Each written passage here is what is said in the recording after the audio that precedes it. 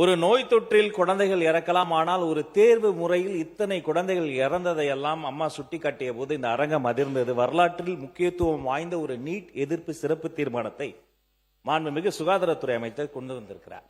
அதை குறித்து பேசிய அண்ணன் அவர்கள் கூட எங்கோ பலனடைந்த ஒரு சில குழந்தைகளை சுட்டி காண்பித்தார். ஆனால் பலனடைகிற ஒரு சில குழந்தைகளை விட பாதிக்கப்படுகிற பல லட்சம் அரசு பள்ளி குழந்தைகளினுடைய நலனை கருத்தில் கொண்டுதான் இந்த வரலாற்று சிறப்புமிக்க நீட் எதிர்ப்பு தீர்மானம் கொண்டு வரப்பட்டிருக்கு.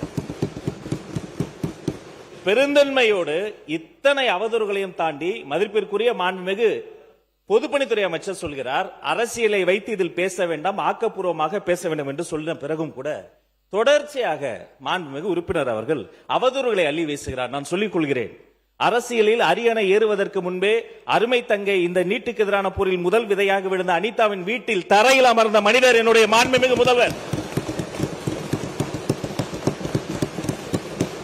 அனிதாவின் உடன் பிறந்த அண்ணன், உடன் பிறந்த சகோதரன், அனிதா வாங்கிய அந்த +2 மதிப்பெண்ணை டி ஷர்ட்டில் போட்டு அலைந்த மாமனிதன், மணிரத்னம் மட்டுமல்ல உடன் பிறவாத அண்ணனாக நின்று கொண்டிருந்தவர் என்னுடைய மாண்புமிகு முதல்வர். மதிப்பிற்குரிய பொது உடைமை தோழர்களினுடைய தமிழ்நாட்டு அரசியலுக்கு பாலபாடம் எடுக்கக்கூடிய பால நிலத்தில் அந்த போராட்டம் நடைபெற்ற போது அந்த போராட்ட களத்திலே போராடிய அப்பாவி மாணவர்களினுடைய புகழை திருடக்கூடிய ஒரு கூட்டத்தின் மத்தியிலும் கூட என்னை அனுப்பி அந்த போராட்டக்காரர்களை பார்க்க சொன்னவர் என்னுடைய மாண்புமிகு முதல்வர்.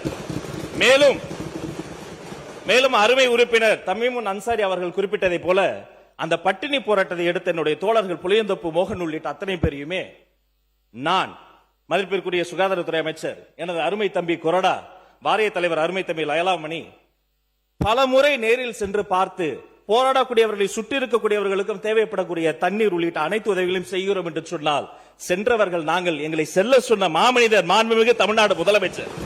எனவே தயவு கூர்ந்து உங்கள் அரசியலை அப்பால் வைத்துவிட்டு இந்த வரலாற்று முக்கியத்துவம் வாய்ந்த இந்த தீர்மானத்தை வழிமொழிந்து இந்த மாமன்றத்தில் அனைவரும் ஒருமனதாக நிறைவேற்ற வேண்டும் உங்கள் மூலமாக கேட்டுக்கொள்கிறேன்.